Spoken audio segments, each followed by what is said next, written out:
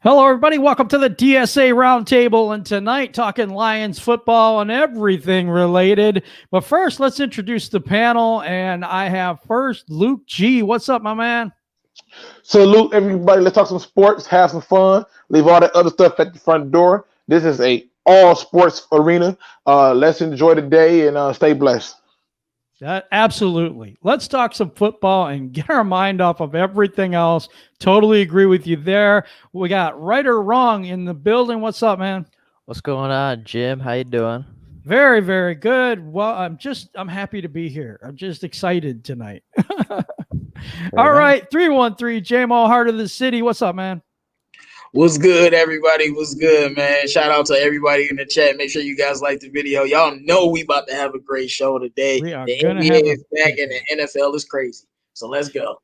Let's go. Let's go. All right, guys. JMO, you want to do a roll call for me, please? We got Roche in the building. Was good. Kyle Webb in the building. Chris Cashball in the building. Rich Law, what up, though? Pistons Talk, fellow DSA member in the building. What up, though? Yeah. All right. All right. Thank you, man. All right. First question. We're going to jump right into it. Do the opt-outs lessen the season? And should there be a cap exemption for people who do opt out? What do you think, right or wrong? I don't really know. Do opt-outs lessen the season? I mean, does it? Okay, if you're taking out some of the stars, does it lessen the NFL? Is it not the same thing to you? Do you know what I mean? Yeah. I mean a little bit, right? Because we watch football to see all these guys play. So if any star or any big name player is sitting out, like, it's obviously going to affect the season. But I mean, at the end of the day, it's still football, and I'll still be excited to watch it. But I think it'll definitely affect it a little bit. Yeah, I agree. And what about the cap thing? I mean, what if Matthew Stafford sits out? We have to replace him. Should that money go against our cap? I mean, that doesn't seem fair. I mean, if we lose Matthew Stafford, we're not going to have a whole lot of money to replace him. So, well, that's what I was saying. I mean, yeah, probably. There should be right. some extension, yeah. All right, Luke G., what do you think about this? No, it's not going to lessen the season. It's football. I mean, listen. If you're a real football fan, you don't care who's out there playing. Play the game, have fun, enjoy it. And to me, I mean, you talk to somebody who would literally pull his car over and watch Little League football games. Like, yes, I don't care if I know who they are. If you balling, that's all that matters. The XFL was able to have a moment because people want to see football. The same thing happens with arena football. You have the CFL. There are so many different. Football is a king sport. So no, it doesn't lessen it. Now, the intriguing part that you bring up, should it take off our cap? I think that it should, because I think that if they're not there to make the salary, then why should that still count towards the cap? Now, I understand that the contract still counts, but if I'm already going to, have to pay them $150,000 for them to opt out, my attitude to it is, why not have them opt out? Now, that's one end of it. The devil's advocate in me says, understand why it does, because a lot of teams will be having players that they didn't reach agreements with or get franchise tags, say, hey, opt out, we're going to work on getting you this big deal while you opt out. And now they got more time to keep a person's rights and so forth. So to me, I get both sides of the coin, but to think that it would lessen the sport, it's not happening. Okay. No, I totally get you on that. I think that too. What's up, all my people on Facebook in the Facebook group? Appreciate you joining me today. What about you, JMO? Do you think that all these opt-outs is going to lessen the season? And do you think those players should count against the salary cap? It's only going to lessen the season if the NFL, I'll call them the NFL top 10 most popular superstars. I'm not going to name names. We know who these guys are. If those players don't play, then it would affect it. But, I'm going to be honest. Nobody cares that Dante Hightower's not playing. Don't nobody care. Now, we know he's a good player, but don't nobody care. But if it's time, what if Tom Brady was like, you know what? Yeah, not this year. Everyone would care. So to me, if it's not quarterbacks, then no one's really gonna care, and it's not really gonna affect the sport. Now, I do think you definitely should either have them not count against the cap at all because they didn't play, or a percentage of that be better. Because it's kind of like you sitting out for the season is like similar to like retirement. You like quitting, and like I'm just not gonna play. And I don't know how the NFL is navigating, people sitting out.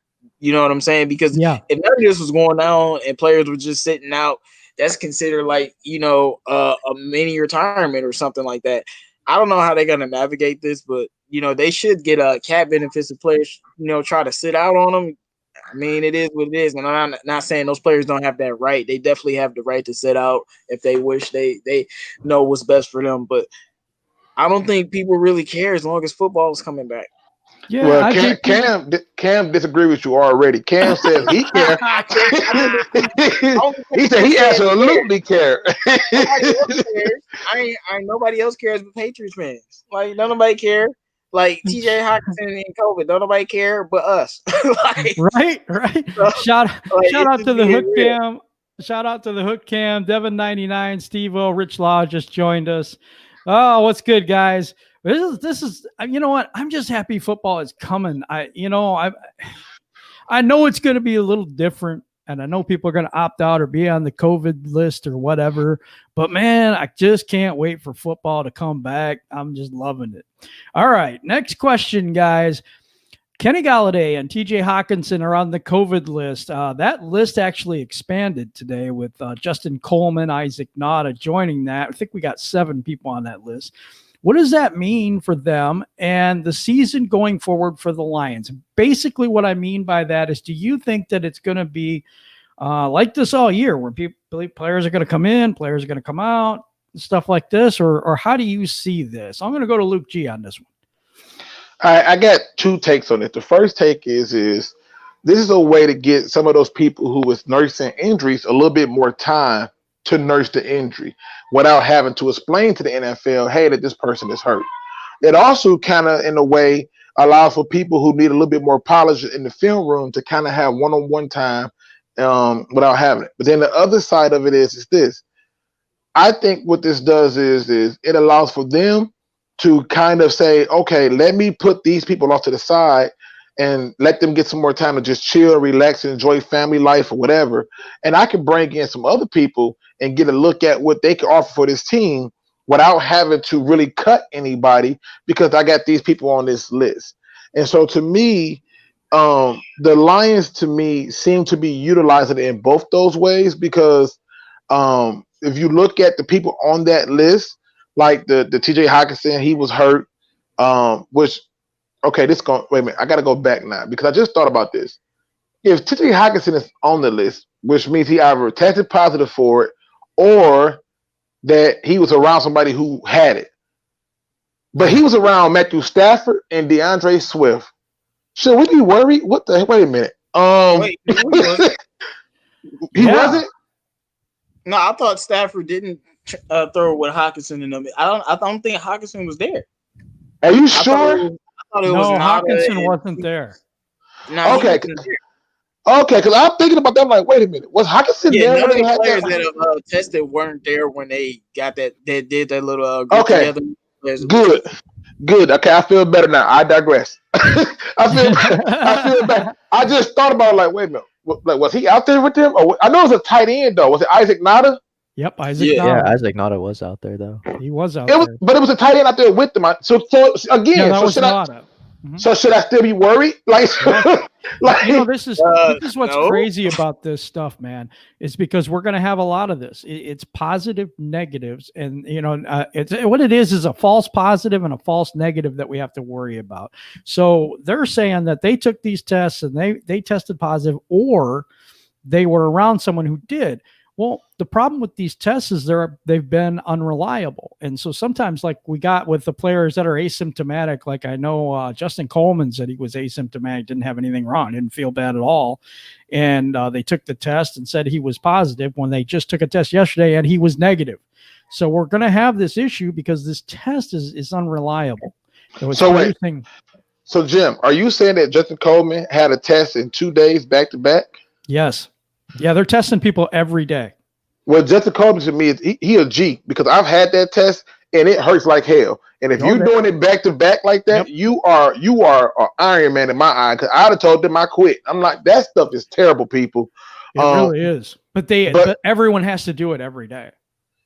oh, that's okay. God bless Yeah. Yeah. So, right or wrong, how do you feel about this situation with the COVID cats and and the COVID list? I mean, it. I kind of agree with Luke. Like, I feel like that is good, or like that's a good viewpoint. But like, I don't know. I don't think it's a big deal right now because we're so far away from the season. Like, these are guys that are gonna be fine in a couple weeks. Like, again, like you said, the test is unreliable, so we don't even know who has it for sure and who doesn't have it. Like, I don't know. I feel like it's gonna be kind of this way all year. Like, players are gonna be in and out because someday the test might be positive and sometimes it might be negative. So, I mean, I don't know. I'm obviously concerned because our players are being quarantined and reportedly have COVID-19 or are infected or at risk of it. But I don't know. I'm not super concerned about it at this point. Okay. What do you think about this, JMO? I think that it definitely does matter. I mean, if a player gets COVID, first of all, we gotta hope that they recover. It's very likely that they will, but after that, the quarantine starts, and we got training camp going on right now. So even if it's conditioning and reps and just getting ingratiated with what's going to go on with the offense or defense, we need all of our guys, especially our best players, to be out there with us during training camp. Now, I don't know if they're holding people out for injuries or anything. There's no way we can quantify that, and I don't think they're going to put somebody on that list like that if it's not something that could be serious. So either these players were exposed to somebody that might have it or they have it. So we have to see what goes on with that. But it takes away a little bit of the momentum. You want all of your guys to be there, and not having guys there when training camp is going on is definitely going to matter. And it's about getting reps and getting the conditioning. And I've been harping on how important training camp is this specific year. So Yep. if players are not going to be there, especially guys like TJ Hawkinson, then it Yep. definitely matters. I want to mention this too because this is extremely important. These people either have it, but there's another scenario where that they've been in close proximity to that person for 10 minutes. And that is the criteria for, somebody else had it. Say Frank Ragnow had it and the whole offensive line's been around him for 10 minutes. Then what happens? The whole offensive line has to be tested for 3 days and pass 3 tests before they can play again. I mean, there's a lot going on with this stuff, and I think it's going to play a major role this year. What do you think? What do you think, Luke? Do you think, during the season, during games, do you think it's going to be more prevalent? I hope not, but I think it is. And I think that what you're going to see is more and more players opting out because I'm telling you, it's not a comfortable feeling to have that thing stuck up your nose. And then afterwards be told to go run. I could not imagine having to run after they stick that up my nose. And so to me, I'm concerned. I'm really concerned when it comes to it because I think that when you look at the season and you got players testing positive and you getting false negatives and false positives, it's like, what do you believe? So now you can't toss caution to the wind. So it's like, what do you do in this situation? This is why I propose that they should have a 22 that they just say, look, y'all are on paid at home. You don't leave the house unless you absolutely, and if you test positive, then I'll reduce your pay. They need to come up with some kind of way where they have people on reserve just in case. Because I don't see that this. I see that this becoming more of a problem. I really do. I see this becoming more of a problem where we're going to get more and more people who just may opt out just for the hell of they don't want it going up their nose no more. That's a good take. What do you think, Ryder? Do you think that this is going to, during season and during the practices when the players are closer together and we're getting these false negatives, which is really bad. The false negative, I think, is worse than a false positive because if you have a false negative, you have it and you're out there with everybody. And then whoever is around you is now quarantined as well. How do you think this affects the actual season and how we're going to play the game this year? I have no idea how this. I mean, it's obviously not going to be good, right? Because if somebody has a false positive right before a game, then that player can't play. And then if it's a false negative, then they've been playing all week and they've infected 2 teams possibly. Like it's good gonna point. be because I mean, if you have a false negative and then you play in a game, not only do you spread it to your teammates, but you're spreading it to whoever you're playing that week, and then they're spreading it to their team, and then it grows uncontrollably. So I mean, they're gonna have to be very, very cautious on how they do things, and it's definitely gonna have a negative impact on the season. Yeah, I agree. What do you think, JMO? What's the question? It's basically, do you think this is going to get worse during the season because of the false positive, false negative tests, especially the false negatives? If you have someone testing negative, like Justin Coleman did, and then the very next day he's testing positive and he's asymptomatic, what happens? I mean, they have to I don't know if you quarantine. can quantify whether it's going to get worse during the season or not, because Mhm. the players that are there, they're not gonna have it. So unless somebody gets exposed to somebody else, then maybe. But like I don't really know what the NFL is, how they're gonna have these games. Because if they do it like the NBA, then I wouldn't expect. So we don't even know the plan to set to even think if it's gonna get. You can say, well, yeah, it's gonna get worse, but what if they have a perfect system set in place? The system hasn't been absolutely. set, and we don't actually know what's going on. So I don't really know if it's gonna be better or worse at this point. I just think it's about isolating those players like you have to, and waiting the amount of time, and then having them come back during the season, because it's very possible. But I just don't know. We don't know what the NFL is really gonna do with their whole plan, which is why I'm very upset about it. But Right. No, I totally get it. Chris has read my mind, and so I'm going to read this. Just give me some damn football. Facts, but That's what I we want, definitely man. don't want nobody to come into a hurt. It's just that there's this new element that's been tossed into the equation that has changed everything. And if we are going to have football, there has to be a way for players to feel safe. Right now, they're dropping like flies. I'm opted out. I'm opting out. I'm opting out. I think one of the players opted out because he had just had a new baby and he didn't feel that the money was worth the risk of his child. As a father, how do I argue against that, or how do I get upset? I can't.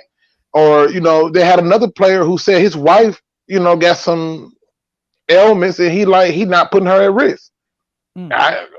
I can't get mad at none of that stuff. So Yeah. Larry Warford just opted out. He's a free agent. right, like what the hell? Like he's not even collecting the check. He like, don't even sign me. I'm not playing. Yeah, I'm done. All right, let's go to this next question now. And the next question is: pads are not on yet. How much do you think this will affect the team and the players if they miss time early, kind of like Kenny Golladay and all those people? If they do miss significant time, how does this affect them going forward with the team, right or wrong? So you're asking how does it affect them not having pads yet? No, if they miss some of the padded practices. Since the Oh. pads are not on yet, how much do you think it will affect the team and the players if they miss early time? So if they're missing the time before the padded practices happen, how much of that you think affects them? I mean, I don't think it's as important as if they were to miss time with the pads, because like you can do conditioning at home, you can do route, like you can work on routes, you can watch film, you can work on your hands at home, but if you're missing time with the pads, then your body's not ready to take those hits during the season. So I feel like if they miss time early, I'd rather them miss time early and miss some of the conditioning, because they can do that on their own time. Like you can't get hit. You can't put on the pads and have somebody hit you on your own time. Like that's something that only happens at practice. So I feel like if they're going to miss time, it might as well be for the conditioning part of it. Okay. All right. What do you think, Luke? Okay, right. I know you do soccer and you love your football, but damn that missing time is gonna hurt. Everything that you do is a practice. Like if you go through and you look at any type of discipline, whether it be like the monks, when they sit up there bending stuff on their neck, they are conditioning their bodies to it. Boxers spar with people to take punches so they can get used to being hit. If now you telling me that they're not going to be having contact, and then on top of that, they're not conditioning, then I'm gonna have to change my answer to saying that it's not gonna hurt the product, because now who wants to see a bunch of guys out there huffing and puffing when we can do that ourselves. I mean, hell, throw me out there, right now. You want to see some huffing and puffing? Like, come on, like I'm not in football shape, and so to me, if you're not in football shape and you're not conditioning your body to it, yes, it affects you. It's one of the reasons why a lot of injuries happen, because when people finally decide to go full speed, that muscle has not been conditioned, and so boom, here come the injury. So I'm just saying, it's gonna hurt. It's gonna hurt them if they're missing this kind of time, especially for the rookies who thinking that it's the NFL. Okay, you're gonna see why it's the NFL when you realize that you ain't the only fast person on the field. You ain't the strongest no more. You ain't the end all be all answer no more. So it's definitely going to have an effect on the way things is going in terms of play and in terms of injuries, from what I can see. Okay. It makes total sense to me. What do you think, JMO? I know you've been saying a whole time, man, that they need to get conditioning right and they need to be in there to learn the plays and stuff. What do you think about this? Yeah, you already know. Like Luke is Yep. basically just saying it, but you're not gonna tell me that a player not being in training camp to prepare for a football season, no matter when it is, isn't gonna affect them. Even when players was holding out in previous seasons, we saw how it affected them. Snacks, and and we're talking about conditioning. Remember, did we forget the first game against Arizona where our guys weren't conditioned enough? That matters. The guys on the D line, and I'm not gonna overblow it or overreact. Obviously, when you're in pass, it matters, but we really don't know how training camp is gonna operate. We're assuming it's gonna be the same as it has in previous years, and I don't really think so because of things are different. So maybe days where you would normally condition, they're doing other stuff to help you get ready for the season in other ways. I'm just speculating a little bit on that. But when I'm looking at it, if players aren't playing, especially a guy like TJ Hawkinson, who's been injured for a while and he's healthy now. We've seen him run great crisp routes. I need him to get as conditioned as much as possible. And players can, do their own conditioning at home. But I don't think it's not going to be the same doing it with your coaches and stuff and around your team and, competition. And it's just a lot. It's just a lot of things. And I don't think we should view this as something small. Like training camp is serious, especially this year. But I'm not going to overreact as long as they're backed by the padded practices. But to me, it matters regardless, pads or no pads. You got to have your players. Everybody has to be in there working hard. No, I agree with that. Steve-O says guys get $150,000 and high risk get $300,000 from the NFL Players Association. So it's not like they're getting not getting anything for opting out. Well, that's right. That's actually good information. Yeah. I mean, it's something that we talked about, I think, Tuesday, where I said that they make the money, but when I heard that John Atkins opted out, I'm like, okay, he's going to get $685 if he played a season, but if he sit at home and eat biscuits and ice cream, he gets $150,000. So it's like, and I think John Atkins would probably have been on the roster bubble. I think he would have probably been one of those guys who might have been like, we can do without him, because if you put him in free agency, he'll be back. If you put him on practice squad, ain't nobody gonna sign him. So it's like, I can see him being like, I'll take this year off, work on my craft, get more in shape, get better at something, and take my $150,000. So no shocker there. Now, if I start seeing some other names do it, we're gonna be concerned. And the defensive tackle from Minnesota was high risk. Yes. So he gets $300,000 for sitting out. But anyway, so let's get to this next question. The Lions O-line takes up the most percentage of our salary cap. Do you think that money is going to good use? I'm going to start with JMO. Yeah, you said. I mean, they don't. Remember, we talked about it already. Yeah. If you look at it, the D-line takes up the most. Actually. Yeah. Hey, that's okay. But anyway, when it comes to our O-line. No. Because I do want to talk about the fact that I'm surprised that our O-line takes up as much percentage of the cap as it does, and I don't think much of it. And to me, because after the D-line and the secondary, they're the third most. So, and I'm just like, have we invested enough in these players? Like all that money we paid to Big V just made me sick to my stomach.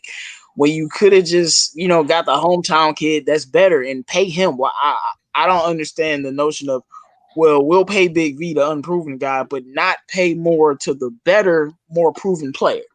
But he was only 26 too. Yeah, that's if the you're thing. talking about like, Jack Conklin, of course you're gonna pay more for a better player, duh. Like you see, like it just doesn't make sense. But I just feel like our O-line, we are investing a lot of money into that, and I'm not really confident in it at all. I was surprised to see them that high. I would have thought they would have been maybe like fifth or something. We know the secondary has the most money in it. Justin Coleman, Trufant, and just our draft picks. And we know the D-line has Trey Flowers on it, so that bolsters all of the money. But really, besides like Trey Flowers or big contract like Trufant, there's not really that much money tied up into those positions because Han is still on his contract. Shelton got signed, but it wasn't for a huge deal. Okwara isn't getting paid that much. But you go to the O-line, man, we're going to have to pay Ragnow soon, and he deserves all his money. But I'm not that confident in how much money we're paying with the guys that we have, to be honest.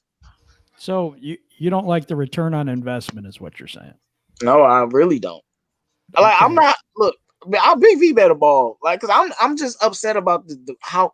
If you were gonna pay him that much, you should have just paid the better player. I just don't get it. I agree. That was my thing in free agency as well, but they didn't do it. So we got what we got. What do you think about, right or wrong, about the return on investment on the money we've invested in the offensive line? I mean, if the O-line is taking up the third most cap space, like that's really sad because that's the one thing on that's the one thing that everybody doesn't know. Right. Like that's a big question mark, right? Yeah, that's the big question mark on the team. Like if the wide receivers are so low, but like we know who's going to be the wide receivers, like the tight ends are lower. We know who's going to be the tight ends. If the offensive line is the third or takes up the third most cap space, like that is horrible investment on the Lions part. And no, Ramonda New Age said it. Lions trying to be cheap. Yeah, he sure did. Exactly. Yeah. I mean, it's very concerning that they're spending all this money and we don't even know who. Like, you could not tell me for sure that you are 100% confident in 3 of the 5 starters on our offensive line next year. And the fact that they take, I got 3: Taylor, Decker, Ragnow, and Big V. Okay, so 2. No, I'm only confident in 1. I don't know what y'all talking about. No, I mean I'm confident of who is starting. I don't know who's starting at the guards. Right. For sure. You don't know 2/5 of our offensive line and they take up the third most cap space on the team. That's not good. That's really, really bad. It is really bad. It's a little scary. What do you think about that, Luke? What do you think about the return on investment for the offensive line? All right, I'm gonna try to do this quickly. The first perspective is this. Let's be honest. Frank Ragnow on a rookie contract. Taylor Decker's on a rookie contract. So that in and of itself, I'm not going to kill him for that. So then you got to go down on the rest of the list on there when it comes to the linemen. You got the draft picks coming in. They're not going to make a ton of money like that, but okay. So, but them being drafted later, they contract is not going to be high. So again, still small. So now you got to look at the veterans. Obushi, he ain't making the team. Big V got the biggest contract. And so when you look at it and you see that our offensive line has the third most of that money is coming from Big V's contract. So I'm not going to kill him on that because, yeah, it's the third most, but it's because some of the veterans that they got on there right now and some of the people that they have on there right now, they're not going to make the team. So that number is going to come down. There are a lot of offensive linemen we get, like Bodine, who ain't making the team, and a host of other ones who not. Now, here's the other side of it. It also shows that the Lions have been committed to trying to fix the trenches by investing so much money and resources in the offensive line and the defensive line. The problem that it shows is they're not picking high quality players, and you're not picking the talent of the player to come in and make a difference or a change. So what's 9 times out of 10 happening is that this number is a little skewed because you got to look at it and say, we know that most of those are rookie contracts. Even if you look at the Kenny Wiggins, I'm looking at their contracts now. You look at the Kenny Wiggins contract and all, they're all skewed numbers. And so to me, I'm not going to be shocked if that's the case. Okay. I understand that. I like Steve-O's point, though. The O-line gets the biggest part of the salary cap because there's usually 9 guys on the roster out of a 55-man roster. That is a very good point about that.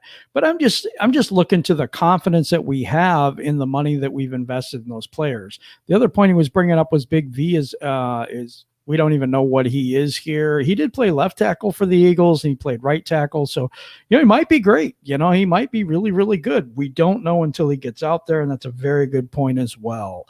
So let's go on to the next question. Bob Quinn mentioned that the Lions can't have any free agents in the facility to work them out. He's also saying that it's hard to get players in. They can give them physicals outside of the facility, but it's hard to have their doctors look at them. So that's very difficult when they want to sign free agents. Do you think the Lions will add free agents once they get the protocol from the league on how to do such a thing, or will they stand pat? Will they keep just what they have, or will they add to the roster? J-Mo, I'm going to talk to you first about this. What do you think? I think that they should say forget that and sign Kenny Galladay.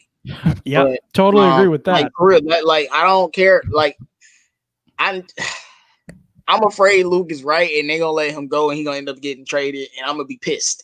I'm gonna be honest with you. Even if we get a good return, I'm still gonna be mad because, like, why not sign a great player that you drafted? But man, what's the question again? I just got so mad at the Lions. Basically, do you think they're gonna like what you said made me think about them, how Kenny Galladay should be the first step. Right. I said, do you think they're gonna add anyone, or are they gonna stay pat with what they have? Yeah, I actually do. I like the fact that they said that this because but see, this is my thing. Players are still being signed. So what makes you guys so special? You know what I'm saying? Regardless, I'm not even talking about now, like right now, but throughout the offseason, free agents have still been signed, and we had our time. But even after that period, free agents were still being signed. So to me, it's just like y'all trying to make an excuse for no reason. Just say we don't want to bring our free agents in right now. Stop making up stuff because other teams have brought in people. It hasn't been a lot. It hasn't been vast. It's not something common. But when it comes to, I mean, I pray they do. I pray they do, because if they don't sign anyone, I'm really going to be shook about these trash linebackers we got and this trash D-line we about to have. Having 2 players that's good in one unit and a possible, like you playing spades, ain't good. Like on the D-line, we got what, Hand and what's his name? Trey Flowers. We know they should be good. Danny Shelton's supposed to be good, but he might be a possible. Okwara, we don't know what he is. And then we got Tavai and then Collins. Everybody else is a possible. Christian Jones is garbage. Reggie Ragland is becoming the most overrated Lions signing in a long time. Fans think he's going to be so good. I'm like, y'all, he's okay, but he not moving the needle at all. So, and he's a run stuffer of guys who can cover. But yeah, I hope we do. I think they will. But to me, I don't like the way that they went about it. To me, it's not that serious. I'm not really worried about free agents as much as sign Kenny Galladay, because I don't even want to get into it. Go ahead. All right. Right or wrong, what do you think? Are they going to stand pat, or do you think they're going to add a few free agents yet? Well, first, I think that the Detroit Lions just want to see what they have first. So, Bob Quinn says it's hard to get them in. Personally, I think that Matt Patricia just wants to see what the guys can do that he brought in already. And then I think they're going to go from there, because they haven't really had a chance to see these new guys play yet and see necessarily the weaknesses. I mean, you could say that that's probably going to be a weakness, but you don't know for sure how good Danny Shelton's going to play. You don't know for sure how good Nick Williams is going to play. So I think they're waiting on that one. But just based on what I've seen Bob Quinn do, like you could get mad at Bob Quinn for a lot of things, but he does do a very good job at managing the salary cap and keeping us at, making it so we have enough money to do what we need to do. And with the salary cap's going to take a huge hit next season. I think that Bob Quinn's going to try to be safe, and he's going to try to save that money so that we're set up next year. So even if he's not here, he's going to try to set this organization up so that, when all these other teams are low on cap space and the salary cap drops, like the Lions are going to be okay, and all these other teams are going to have to get rid of some of these guys because they can't afford it, and then the Lions are going to be looking really good. So I think they just save, and then I think they capitalize next year when people can't be afforded by other teams. Okay, what do you think, Luke? What do you think? Are we going to add a couple of people or no? Or Yeah, we do it every year. I think since Bob Quinn has been here, he's damn near added somebody every year, before the season, in the season, and after. This is what he do. They're going to add people. If the player that they like is available, they're going to add it, and they're going to add it at the best convenient part to where they're not breaking no rules. We can't afford to lose no draft picks trying to cheat people. Some teams can do that. We can't. We ain't that team. So I think he's going to add more people. But to me, the insult becomes, if I'm a player, and let's say you add another receiver, and I ain't been paid yet, but you paid this receiver, I got a problem. Or let's say, for example, you bring in another D lineman, and you pay him the money, but then telling me I can't get paid because the money you're gonna pay me with, you pay him. I'm upset. So to me, I think Ryder's right that he does a good job of balancing those books, but he also has been very active in bringing talent into Detroit. Where I kind of get a little concerned is who he's going to bring in, and if I'm going to care about who he's bringing in. Like the last move he made, where I was excited that I was like, "Oh, he brought that guy in." That was Snacks. After that, it was like, okay, like no, all right. I was a little excited about Mike Daniels when he came here. I watched him before, and I thought, oh, he could add something to the team. Unfortunately, he didn't because he stayed hurt. But but I like that pickup. The only thing that's different about this year than any other year, and I agree with you that Bob Quinn always seems to pick up players during this time of year, but anybody he adds now takes away from next year. Anybody. Because the salary cap, so this is how it's going to work. So over the next, I think it's 4 years, the salary cap is going to have a basement. So the basement is 175 million. That doesn't mean that's what it's going to be, but that's the lowest it could be. So we have to plan like it's going to be that lowest point. And if we do, we have 22, 23 million, something like that. The numbers kind of vary from different outlets, but pretty much like that. That's almost just breaking even for next year with the losses that they feel like they're going to incur. So I don't think we're going to add anyone, is what I feel. And if we do, it's going to be on a really cheap deal. And maybe you can see it over a couple of years, and maybe people will get longer term deals because of this too, so that they can spread out the contract over those years. I want to play a little devil's advocate with you, Jim. Okay.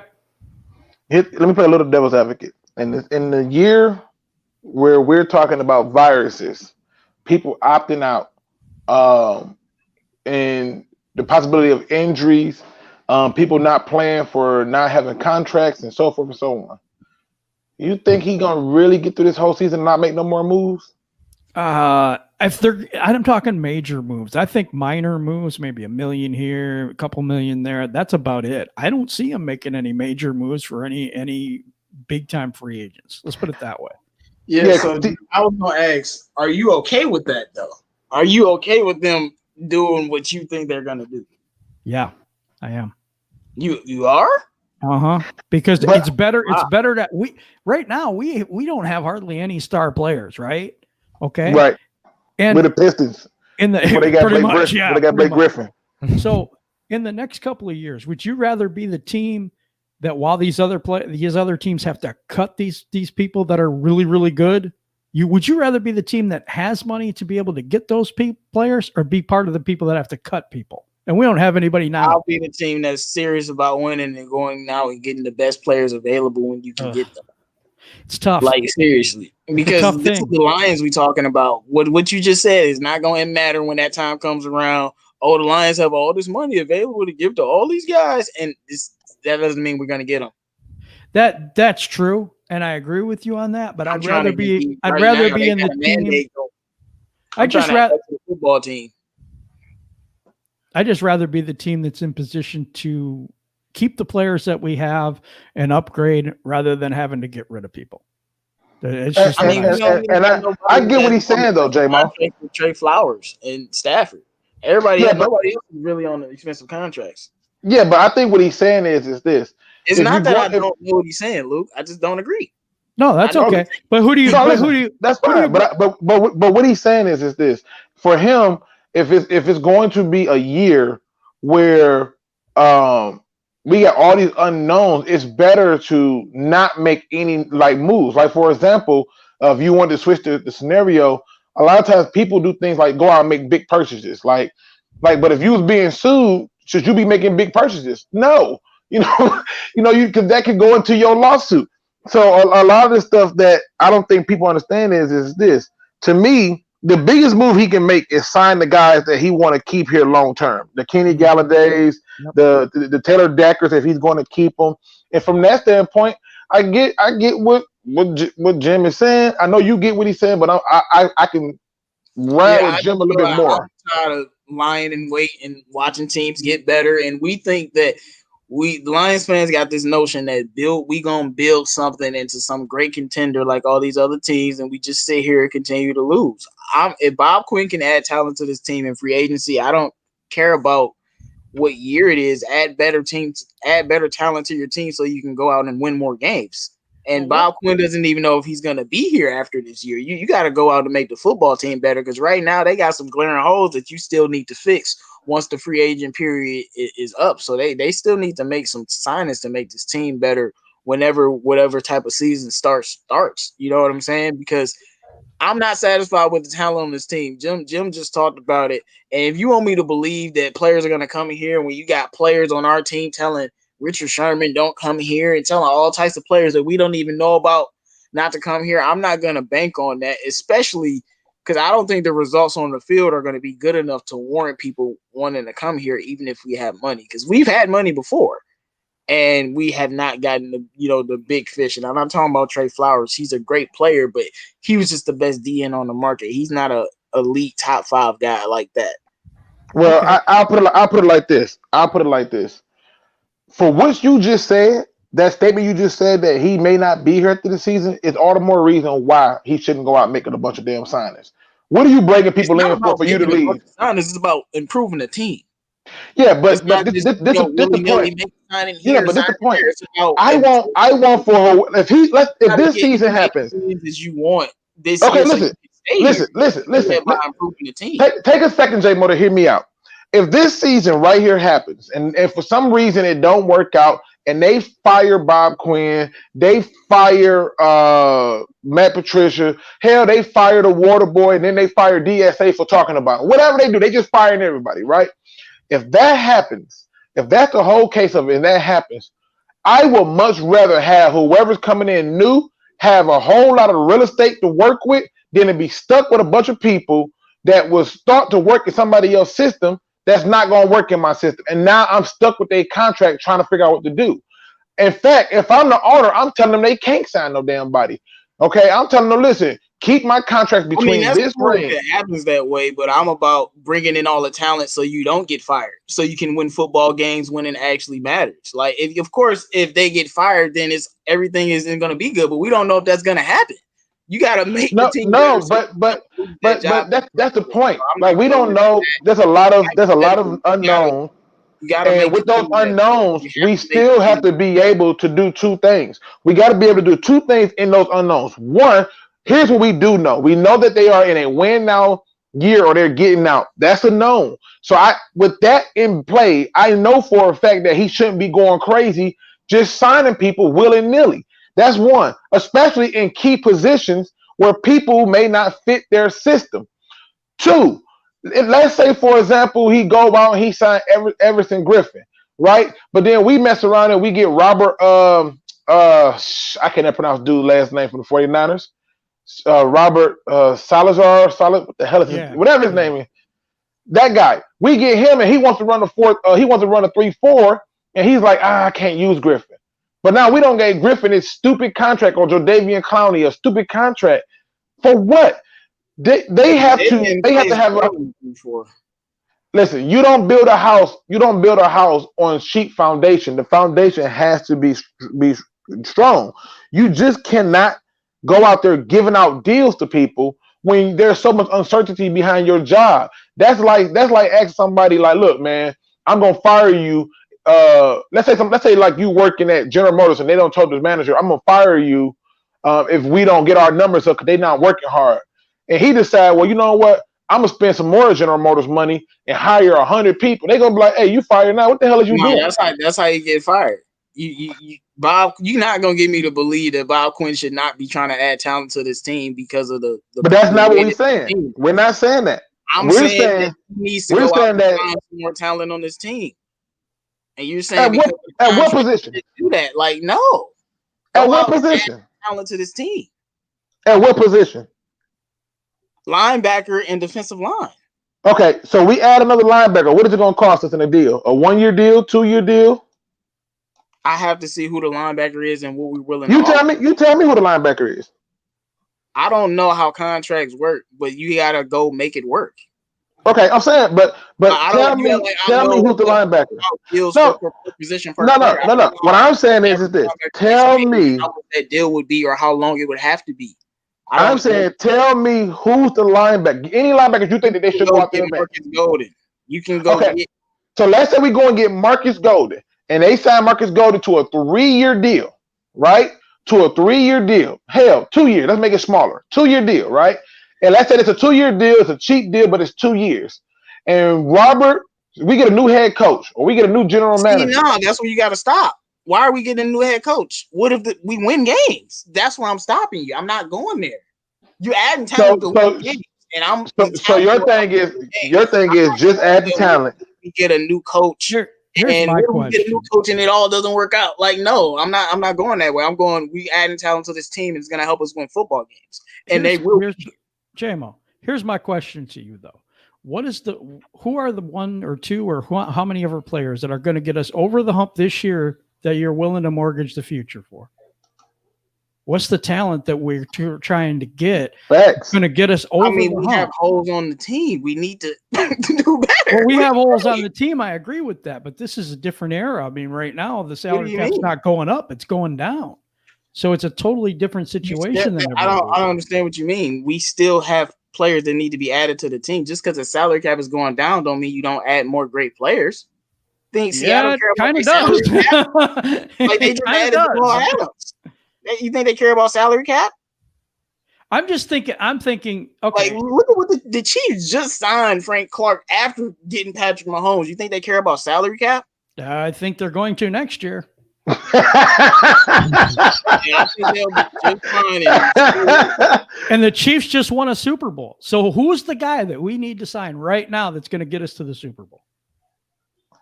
I don't think it's one guy.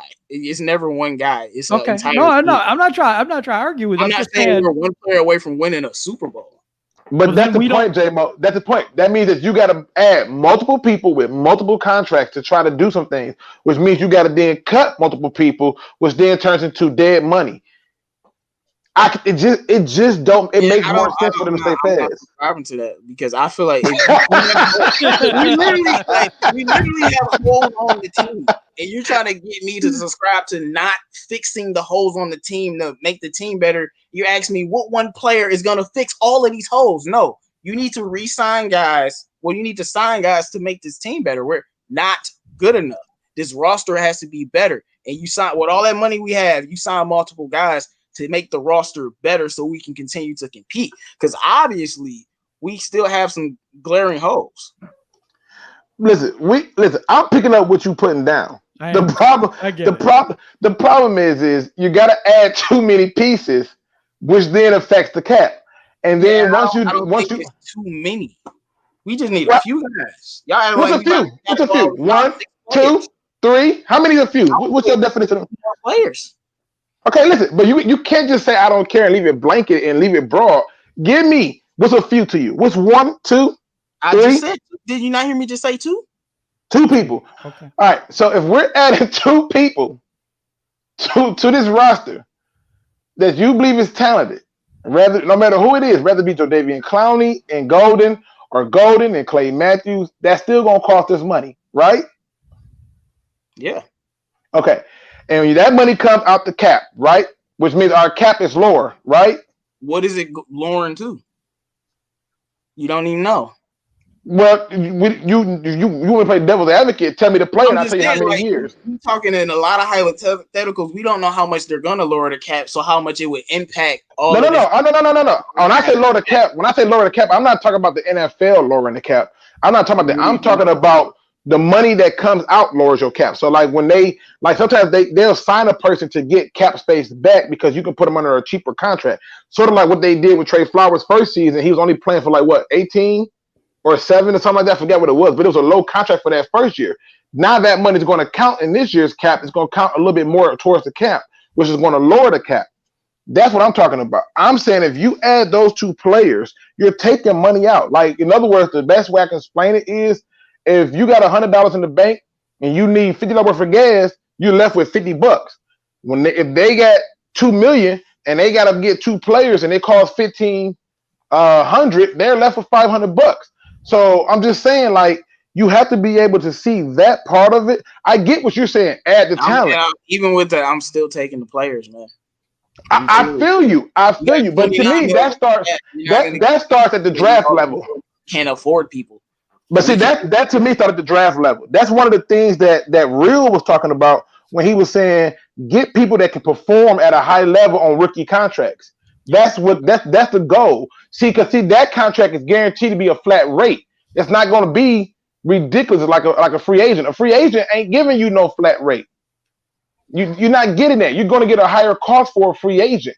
So let's say, for example, if the Lions go out and get a linebacker, they could have got a cheaper linebacker taking Isaiah Simmons. Yep. So, I mean, it ain't my fault they did that. No, it ain't.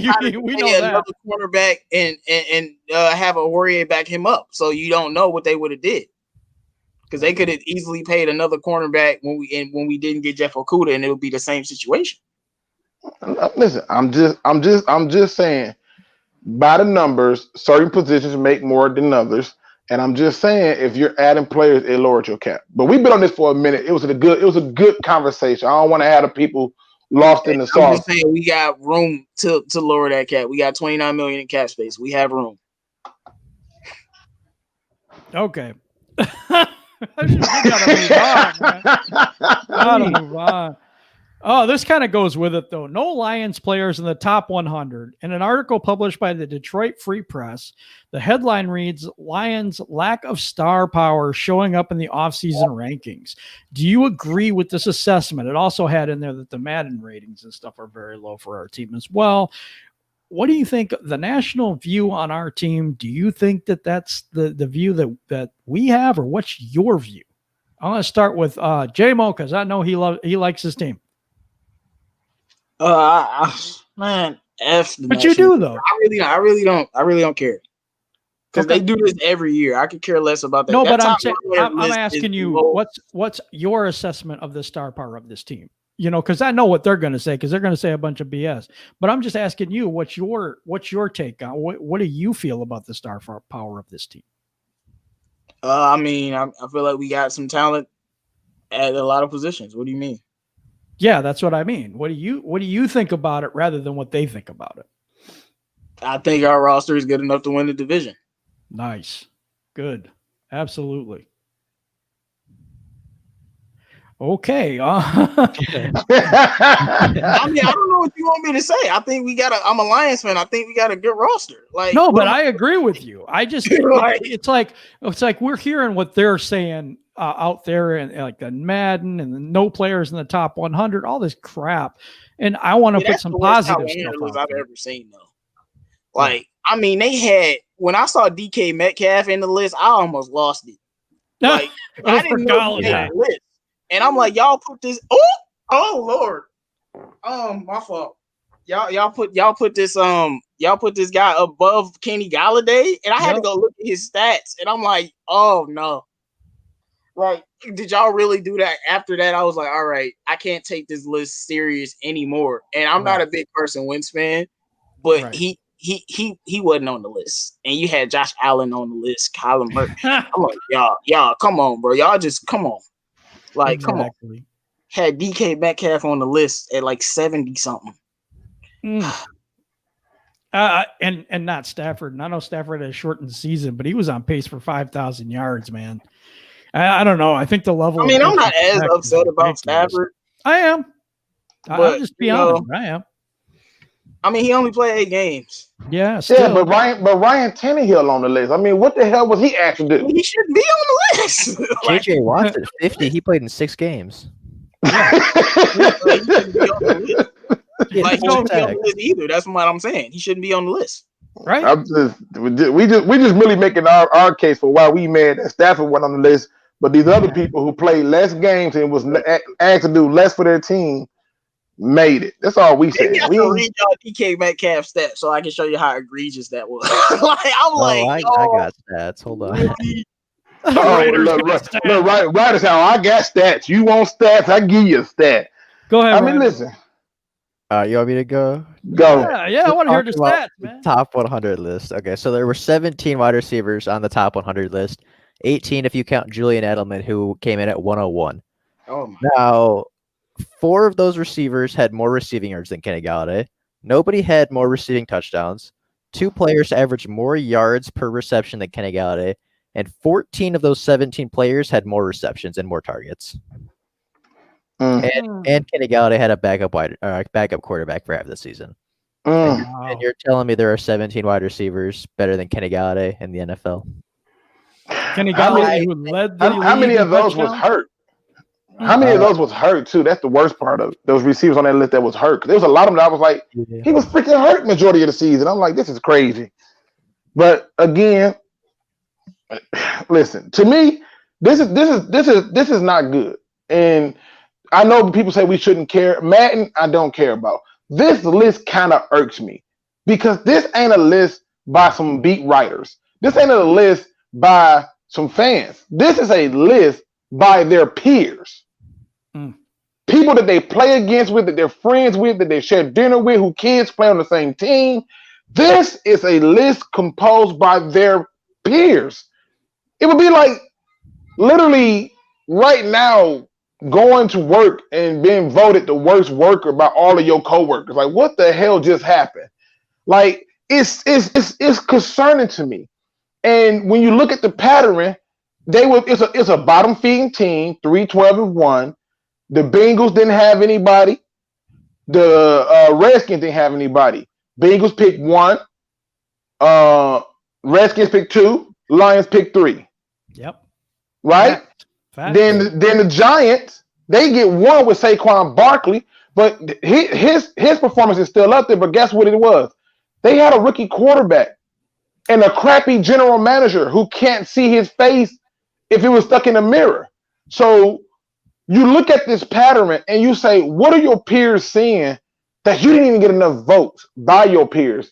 But they're going to put a guy who played 6 games on a damn list. They're going to put receivers on the list who weren't even getting into the end zone, which is what it's supposed to be about. They're going to put them on the list. And so to me, I'm concerned by this because this can't be the trend for us. This can't be the answer no more, where we're asking, well, if this happened, well, we should have been here, and he almost did, and this. No, we have to change this narrative. And the scary part is this: we won't change it until we start winning, and that starts with a roster that can win, a coaching staff that can win, and a general manager who's competent enough, as Jay Morris eloquently put, to bring some damn talent here. You're taking cornerbacks 3rd overall, and you still got a problem at linebacker. Now watch what happened next year's draft. We're going to take a linebacker with the first pick. Just watch. It just doesn't make sense.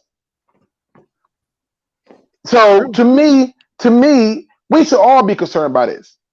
I don't really care too much about it, but it irks me that their peers could not find a way to get these guys on there. And it's not just it's the Redskins. It's the Bengals. You telling me all these teams didn't have no talent? The only thing those teams had in common, they was picking in the top 5. And the only one that stood out from that, they had a rookie quarterback with a trash general manager. So the players felt bad for him. Like, if he had a team around him, he could do more. Well, say the same thing for this guy had a 3rd string quarterback throwing to him. I just don't get it, man. We should be irritated. Yeah, we should be. I mean, I'm pissed off, but like, yeah, it's just like, man, I'm more upset about Kenny Galladay because to me, usually when a Lion does something like that, they're always on the list. When a Lion like leads the league in something, they're always on the list. And it wasn't like he just had 11 TDs. He had over 1,000 yards and like 17 yards to catch. Like the dude was a beast. Like DK Metcalf, bro. Cooper Kupp. No offense, I like Kupp. Really? Yup, man. It just don't make no sense.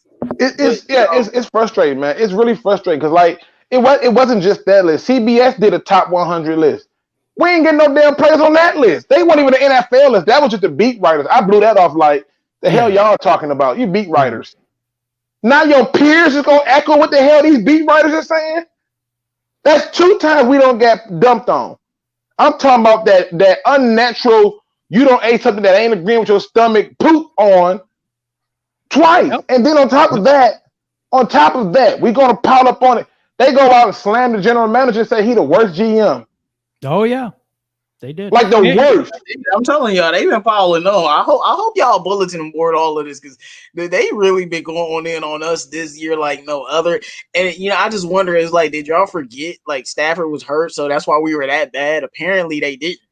A lot of players were hurt. But you know why? You know why that didn't fly for many people about Stafford being hurt? That's the reason. Because teams like the Steelers still won. With quarterbacks we never heard of. Look at their team though. Right, but that's the point I'm trying to make. They're not giving excuses out. They see 2 things. If Stafford was a Steeler, I just mean like, the Steelers, they got a lot of talent on that team. No, I hear what you're saying. But if Stafford was a Steeler and got hurt, he'd have made the list.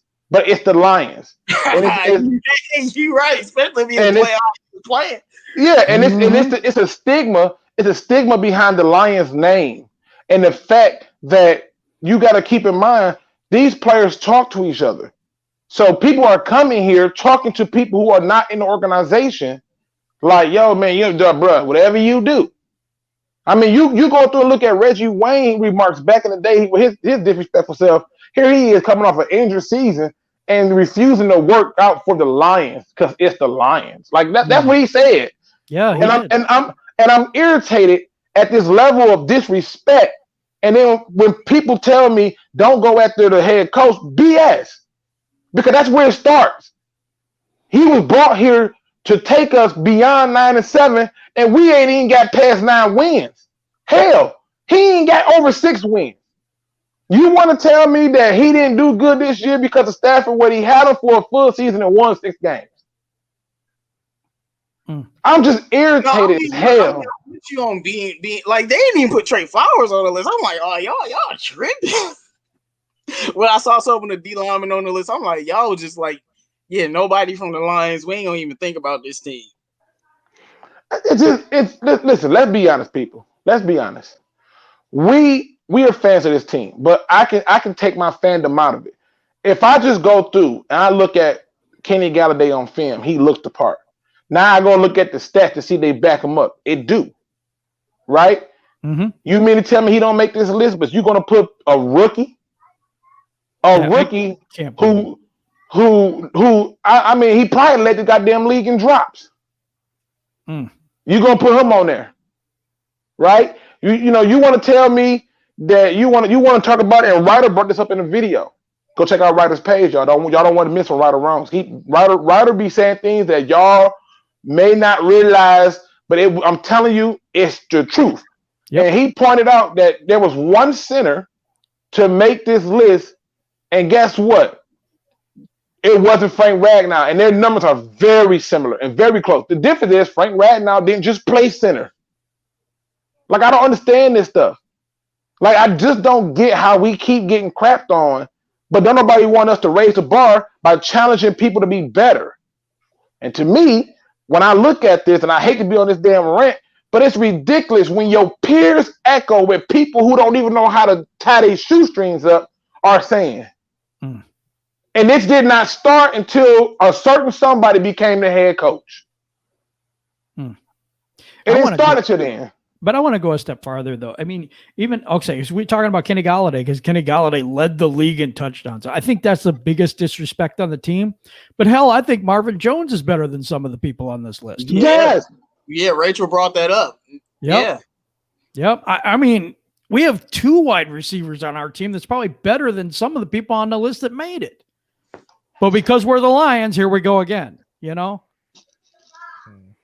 Well, technically, Slay made the list, but he ain't on our team no more. Bruh, listen, they couldn't wait to put an Eagle logo by his name. Oh, okay. For sure. They couldn't wait to, and then the worst part is he made the list. He made the list after having one of his worst seasons, right? Mm-hmm. And you gotta ask yourself, I'm gonna show you how much that this stuff, the word travels about a bad organization. I'm gonna show you this. All right, this is gonna be off tilter, off topic in a way. I was watching a podcast with Brandon Marshall, Fred Taylor, and Channing Crowder or whatever, called The Athlete. If y'all ain't seen that little YouTube channel, it's dope. I like it. All right, so they had this conversation and they were talking about how when they went to free agency, how their friends were giving them the heads up of what teams to stay away from. And you know what name kept coming up on the damn list? The Lions. The Lions. Right? So what does that say? What does that say about us building a team then? It says that we have to hire somebody that truly changes the culture. And I'm talking about in a flash, right? Because even if you go back to the Jimmy Johnson era with the Cowboys, and I use him as the example because it's one of the best examples. His example was better than Dick Vermeil. Jimmy Johnson built that team from the inside out by getting rid of his best player, okay, which was Herschel Walker. And he drafted his talent. He grew his talent. That was his talent, okay? And they performed. And yes, it took them 3 seasons. The difference is we're not drafting our talent. And if we are, we're not retaining said talent. And if we are, we're not grooming them to go past their limitations. Yep. So where that lack come in at, we got to start to look at the top and say, we can't, we can't get mad when we're not getting the respect, because guess what? The only thing they want to hear is, what have you done for me lately? And what did you win? Yep. We just got to be better. It's not developing the talent that they drafted. Nope. That is something that I've noticed over my years as a Lions fan. Yeah. They don't develop people. I mean, when we had Larry Warford here, he was a 3rd round draft pick, and he started. He was amazing for like 2 years. And the 4th year, 3rd year, he just dropped off. I mean, like, what the look hell? at Jared Davis. Jared Davis, a very the good NFL example. is like, oh no, Jared Davis special. Jared Davis is amazing. Yep. And that's why I'm like, there's no way a player just has that drop off if it's not something else than just talent. But this is my thing though. Why is it only the Lions? Because we're not the only bad franchise. The Browns are maybe even worse. You got the Cincinnati Bengals. You got a lot of teams, not a lot, but you got like 5 or 6 franchises that are just Washington, whatever. Won the Super Bowl. But we're the ones that's always, talked about the most, because the Browns have literally been work. When I couldn't believe they went 0-16. I'm like, y'all really trying to top us? But, Browns ain't been to the playoffs in like a long time. Like, it's been a minute for them. So it just don't make sense. Like, why we the butt of the joke when it's a whole lot of ugly girls in the room, but they just want to pick on us. You know what I'm saying? Yeah. Listen, let me give you a fun fact, because I'm getting exhausted with a lot of this stuff. And when I talk football with people, I want to be corrected. I want to talk football, right? Everybody be want to talk crap about Jared Davis, right? So I just had to do a little research, because this is what I believe in. You do your research, right? Yep. I'm gonna give y'all a fun fact. Did you know that Jared Davis, if you go through that draft in 2017, did you know that Jared Davis, of all those linebackers, has the most sacks? Wow. Did you know he was 2nd in solo tackles, only to Zach Cunningham, who played on the line with Jodavian Clowney, Vince Wilfork, and what's the other dude? J.J. Watts. right? He was only second to them. If you add in the outside linebackers, watch this, people. Add in the outside linebackers, he still was like third or fourth in sacks. I'm gonna give you another fun fact, people. If you go through and look at quarterback hits for an inside linebacker, quarterback hits, he was fifth. Fifth. That's me including every linebacker from that draft. I still wasn't satisfied with those numbers. So you know what I did? I decided to compare his numbers to all the linebackers who came out after him in the first round. And guess what? He's still rated up there. Jared Davis is not a bad player. There is something going on that has got people looking like trash and looking different. And this is the problem. Then we wonder why people like Kyle Van Noy leave the Lions to become a Pro Bowler in New England. No, I'm with you though. Like I refuse to believe that Jared Davis ain't a good football player. And Lions fans, you watch one bad season and they'll just like, how do you erase how good he was that second year?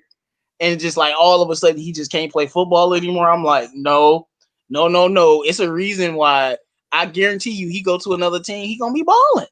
I guarantee you, when we don't re-sign him this year, you're going to see Jared Davis on another team talking about, I'm just free here.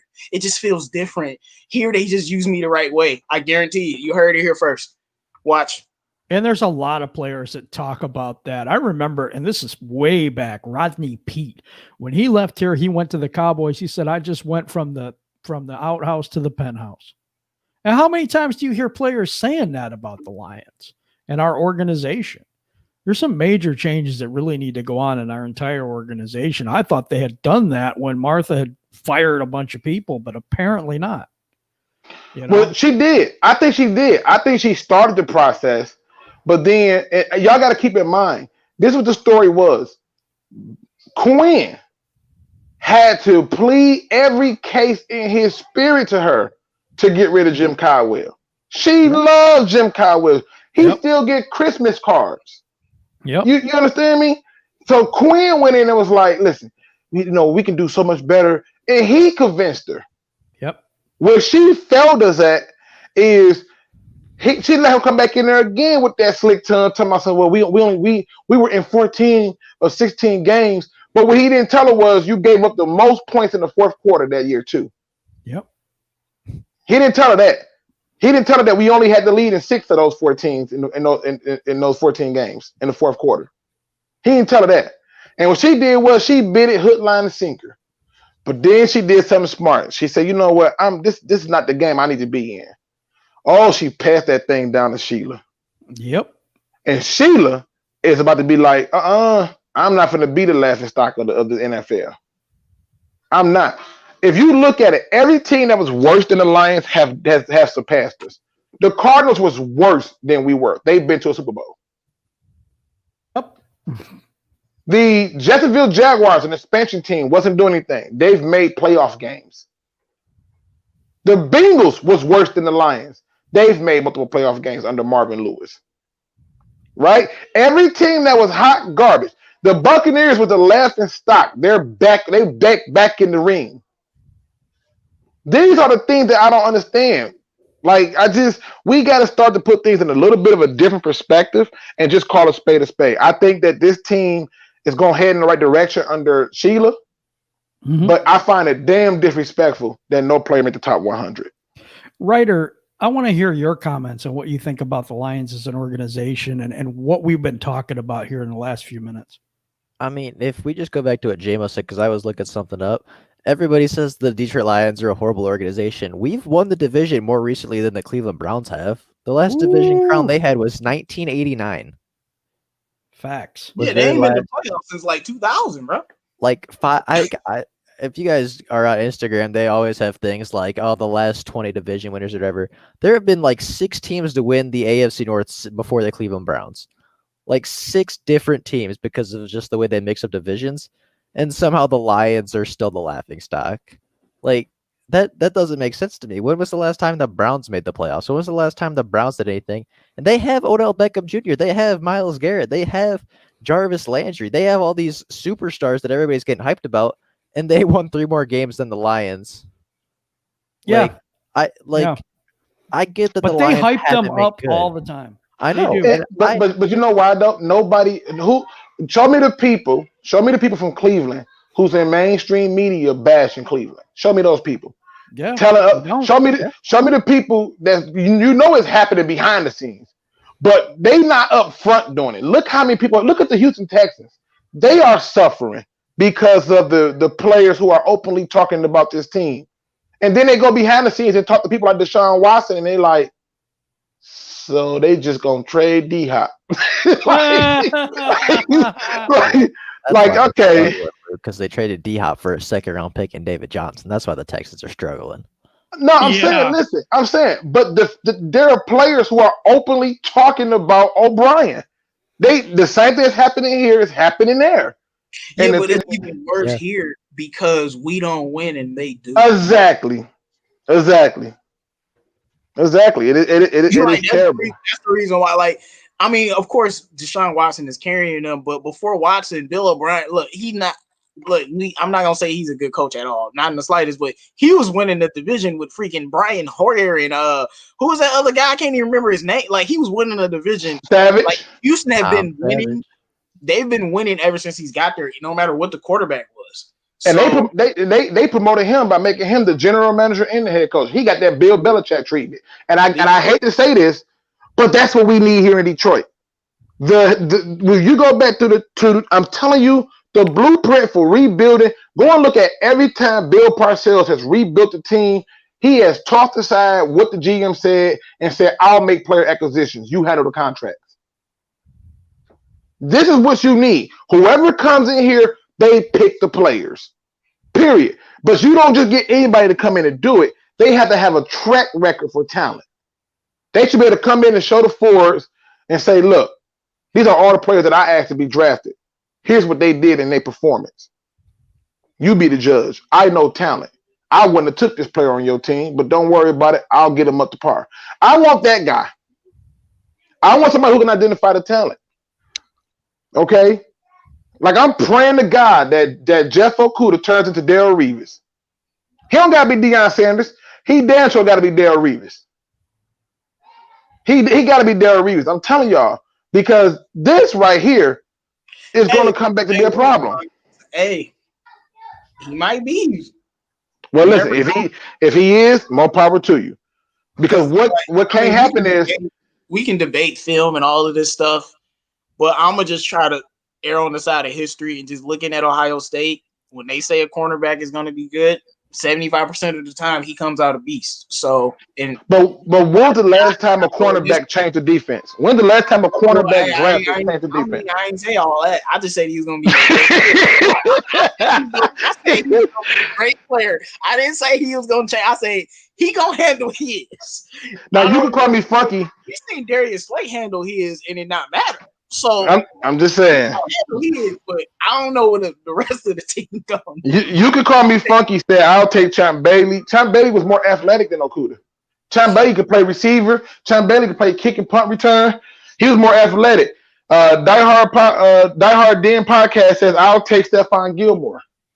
Go and look at Stephon Gilmore front seven. Then go and look at Stephon Gilmore with the Bills. The Bills gave up on him because they was expecting him to do the same thing. But the Bills didn't really have that front seven like that. They had some players, but it wasn't a consistent enough front seven. Cornerbacks need help up front. It's just the reality of it. And I'm going to show you why I'm upset and a little irritated, because if you go through and look at it, all I keep hearing from people is we could have had Devin Bush, but we took a tight end. And I'm like, don't let Isaiah Simmons act the fool his first season and then act the fool his second season. Everybody gonna be comparing that to Okudah. Oh yeah. Mm-hmm. Well, not just him, anybody drafted after Okudah that we might have wanted. Yeah. Mm-hmm. Like I said, I'm just trying to be cool, y'all. I don't mean to be ranting. But it's disrespectful as hell. It's so disrespectful when you think about the fact that their peers didn't put nobody on that list. Yeah, it is, and it's so much disrespect for the city. Go ahead, J-Mo. I'm sorry. Go ahead. Okay, we're having some technical difficulties with JMO at this point. So I'm going to go and I'm going to ask you to put your questions out there now. So we're going to start taking questions from the panel. So do you see any questions out there, anybody? Sometimes I don't see them as well as some people do. So I'm on my phone because y'all know I'm still on the clock praying to God that I don't get no phone call. but if y'all got questions, put them out there. I don't know if J-Mo or Ryder can see it. But yeah, I can put it like this. I see Ramon's, he says, yeah, but we needed Simmons. And he was the guy that could have changed this defense. Okay, I'm going to show y'all something. Everybody forget, there was a defining moment. There were two defining moments in the Bears' defensive changing around. Brian Urlacher and Lance Briggs. Those were the two defining moments on defense with that team that made a difference. Those two. And then they drafted Charles Tillman. This is how you build. They went to the Super Bowl with Rex freaking Grossman. Rex Grossman, people. Think about that. Grossman. Oh my God.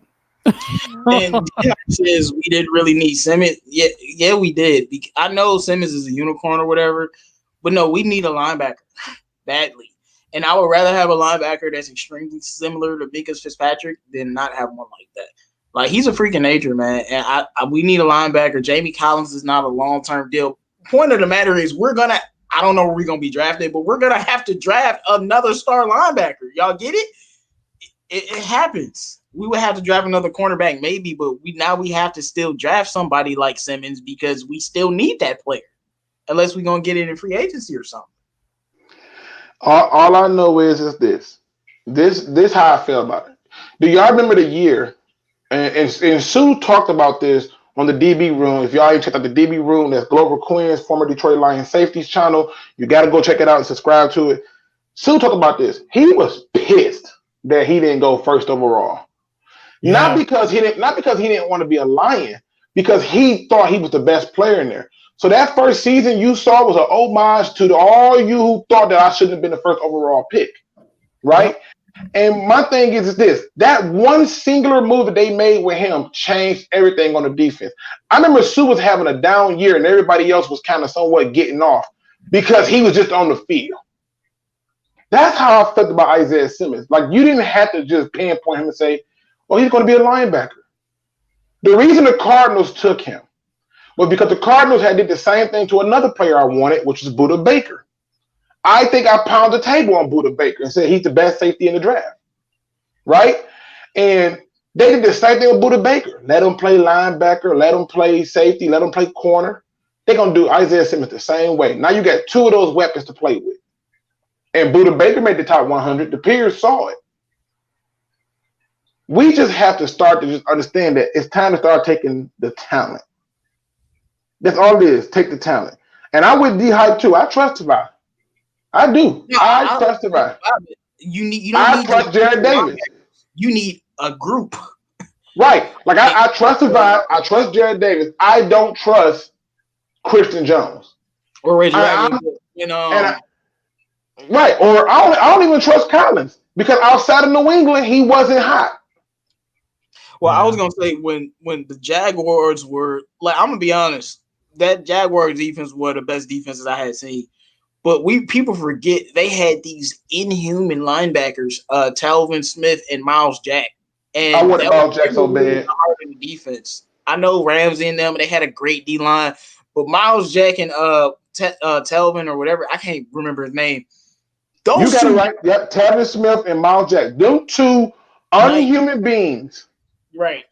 Miles Jack is like, bro, what are you doing when it comes to a physical specimen, man? He's special in that area. But and they were such a monstrous defense. If you look at all of these great defenses, they have monstrous linebackers. Even the Bears. I know Khalil Mack plays two positions, but the rest of the linebackers were great too, not just Khalil Mack. So all of these great defenses have good linebacking cores most of the time. And that's what I want, because we need somebody in the center of that defense being great. We know what Sue is, but DeAndre Levy was a beast, and it really helped. So that's why I want a linebacker, because I love Tavai. I like Jamie Collins, but we need somebody else to help. Now I don't know if y'all see any questions in the chat or not. Like I said, I cannot. I do not at this point yet. Yeah, I cannot. So if they don't put no questions in there, then like I said, we can always end it at 9:30. But I just look at this team and I'm telling you, this is the craziest part. With all the things that have been said today, with all the things that I believe and all the things that I have said about this team, we are closer to a Super Bowl than ever. And it was way before Patricia got here. We are close. We just need one head coach that can get us over the hump. Like Jeff Fisher beat the Rams into the dirt. And here comes McVay, and I know people going to say, but it was short-lived. McVay dealt with injuries and a host of other things, but that team was still relevant. They don't even got a real stadium. They playing like USC stadium or something like that. Like seriously. But he's gotten it done. The Cardinals, they fired their head coach after one season. And he still had a better record than what we did. This is trash. I just want so much more. That's all. I just want so much more. I'm demanding so much more. And we as fans should do the same thing. Yeah, I agree with that. I do agree with that. Yeah. I think it's been way too long that we just sit and we expect us to. I mean, I don't expect us to lose. I don't. But there are fans that just sit there and it's like, well, we're the Lions. We should expect this stuff. No, we shouldn't. We really shouldn't. We should be expecting more. I totally agree with that. Right. It's like expecting your wife to cheat on you. I expect her to cheat on me. Why did you marry her? Right. Yeah. But no, look, this is what I've always said on that same set. I never get mad at not getting respect. Oh, the Lions, like, look, the Lions went on the top 100 list. I know I've gotten mad at that, but things like that, I get mad at the disrespect because, like, you could just not say nothing about us, not include us on the list, but no, you got players who played with Matt Patricia 2 years ago. Oh no, yeah, I ain't like that guy. And then you got other guys coming out. Oh, Bob Quinn, he's a nightmare at GM. And then you just got pile on. And this player isn't doing this, and this player isn't doing that.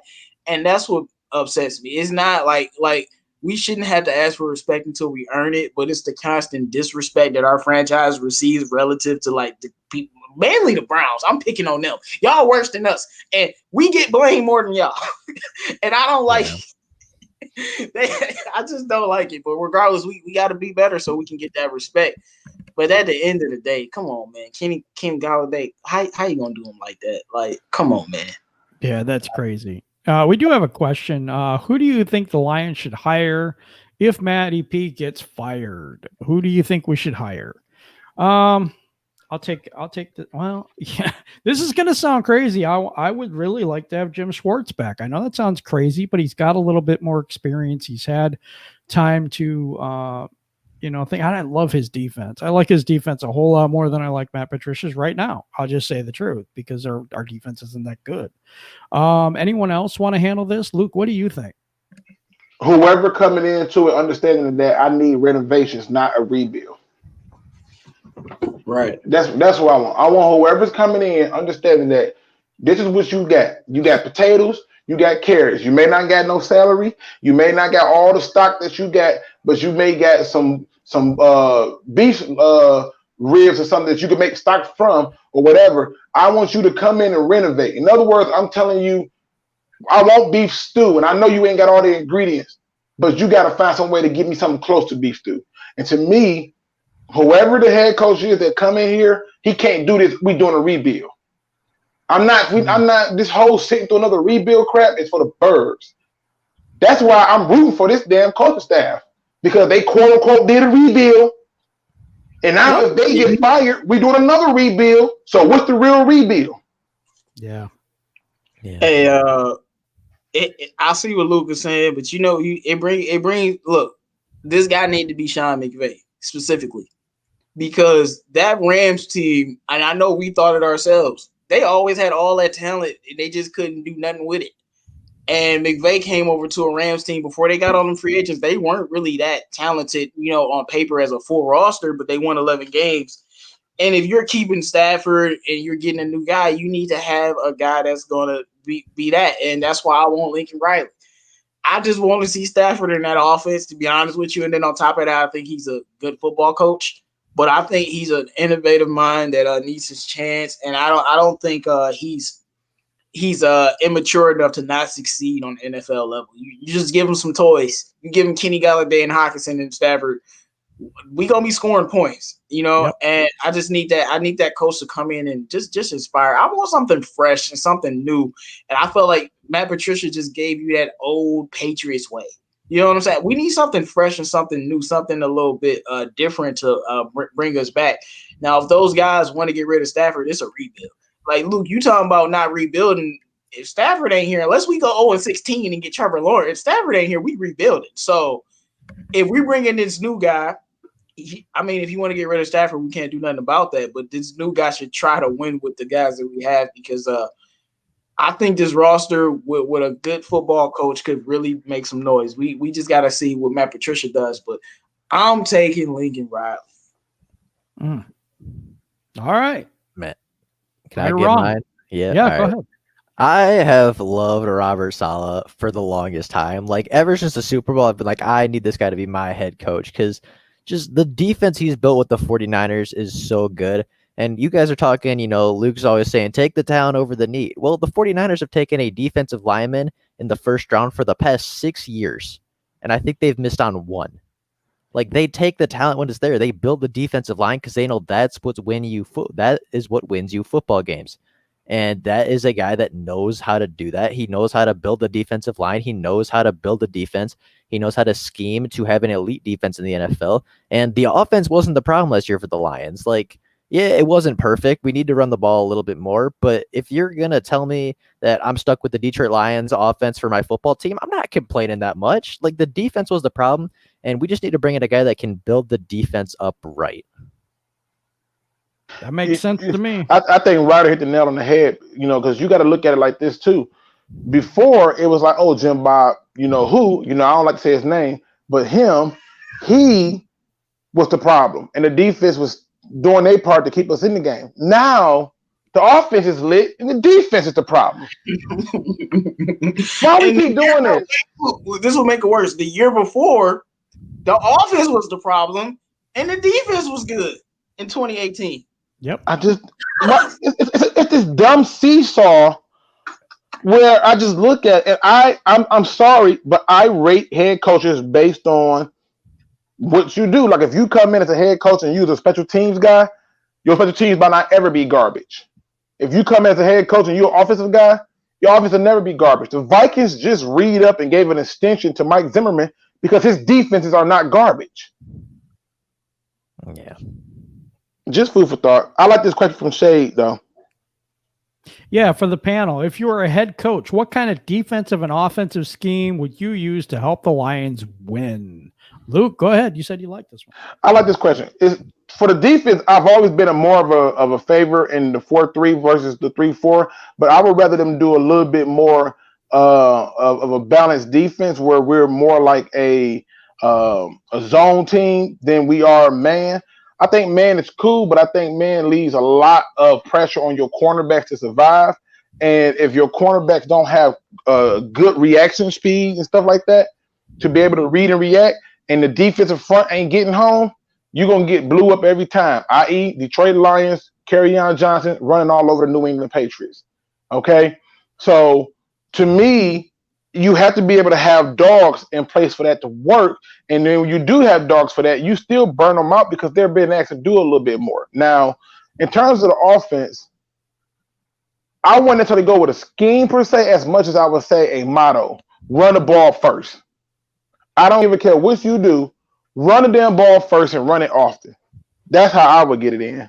To me, if you're running the ball, everything else will work itself out. Like, all these teams I be looking at with trash quarterbacks who win in playoff games and stuff like that, and I'm like, if Stafford on there, are they going to the Super Bowl? Yes. So give him some help. Run the damn ball. You already get the third highest money chalked into this damn offensive line. Let's start putting the ball on the ground more. Yep. Anybody else on this question? Nope. What's the question? What offense or defense would you put in if you were the head coach? Yeah, Well, yeah, I'm running a 4-3 that's multiple. I like the idea of having a defense that can adjust, but it's gonna be a base 4-3. Yeah, I've never liked the 3-4, but I was excited about it, to be honest with y'all, because I'm like, okay, we're trying something different. Maybe it'll work. But I don't like the 3-4 because I don't like having all those DBs instead of D linemen. You know what I'm saying? But base 4-3 in our offense. I like what we're doing now. I like what Bevel was trying to do. We just got to be more balanced with it. You know, to me, you use whatever your strength. This strength of this team is the wide receivers, so you got to use them in the tight end over the top, and running backs. I like the zone running scheme a whole lot, and I think you need to get running backs, no matter if they're selected in the second round or not, to fit that scheme. I'm definitely doing the zone run scheme. And I'm playing 4-3, and I actually do like playing man. If you have those DBs capable of it, I actually do like playing man. But that's what I would do for most. But I will say this: my biggest investment going into the O line. Okay, you can make any quarterback look good with a great O line. I mean, the 3-4 can work, but you better have some dog linebackers. I mean, I just don't like the 3. I don't like giving up that linebacker for another D lineman. I just don't like it. It don't make me sit right. Of course, we seen 3-4 defenses win Super Bowls, but it don't sit right with me. I like the 4-3. I like that wide 9 that we played with Schwartz. I think he built the defense correctly, and I thought we had a pretty darn good defense when he was here. So I don't know the offense. I like Bevel. I really do. Yeah, I just look at it and I just say, at the end of the day, they need to, the reason. Okay, let me just put this out. The reason they voted Bob Quinn the worst general manager is because they said in 5 years he's been here, he has not built nor has he established any sort of identity for the Lions. And that was a chunk of why he said what he said. He said that the talent gap between the Lions and other teams is not there. He doesn't like this philosophy of drafting all choir boys. And when you look at that part of the rubrics for him, how do you argue against it? I was just about to say that's actually what he said. Yeah, that's what he said. The thing is the thing for me. To me, as long as you can get a player to conform to your leadership, and as long as they're not doing nothing that's wrong, on the moral level, you can have anybody in there. Because Bill Belichick, I mean, you be like, some of the players he didn't have in there, and they come out, they don't say a word. It's just about real leaders can turn even the craziest players and make them conform. And I don't think we can do that here with just bringing in choir boy. You do need some bad guys, but to me, it's just about talent. That's probably why we never get Clowney a call. We probably don't think he's a good fit. It ain't probably don't even got nothing to do with the field. I guarantee you. You want to hear something funny?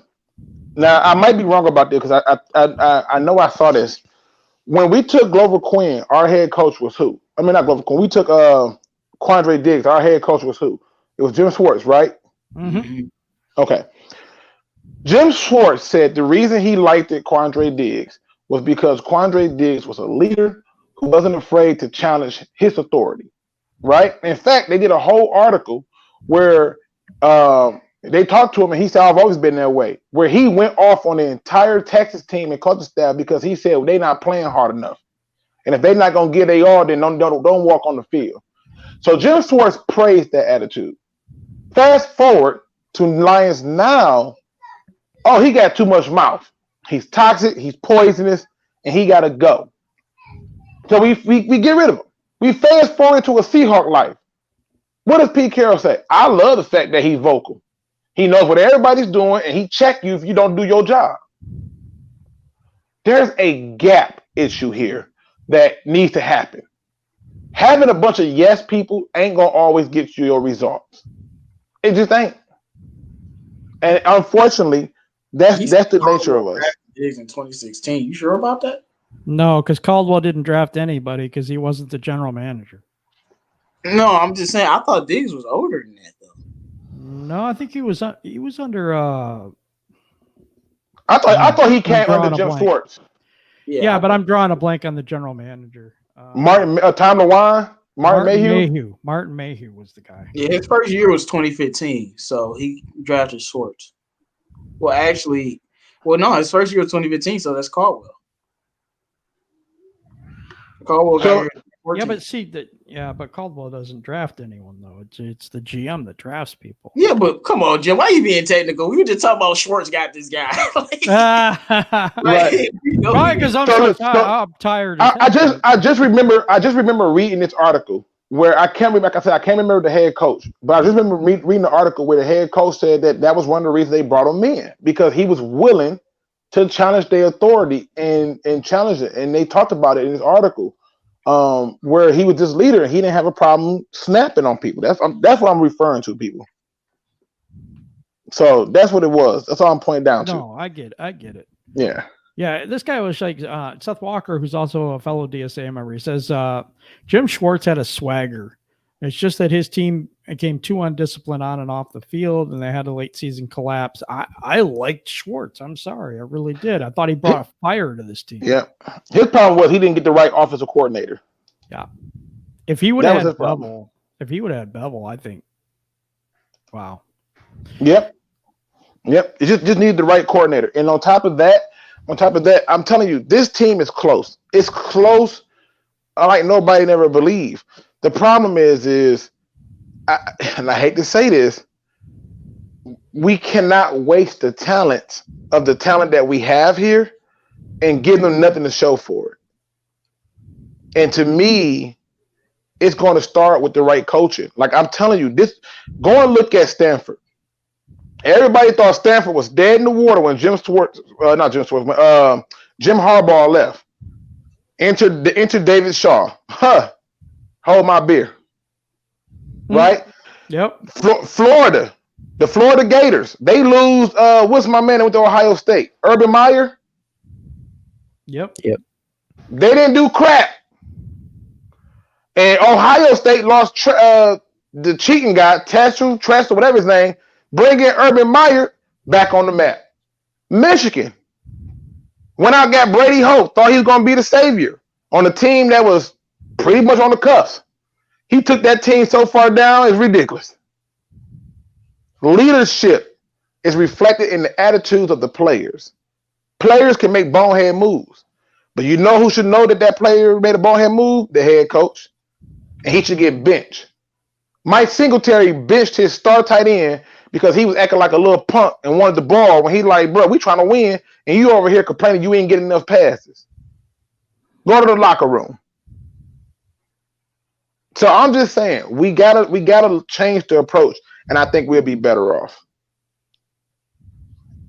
Just food for thought. Yeah, I totally agree. I'm going to go to final thoughts right now.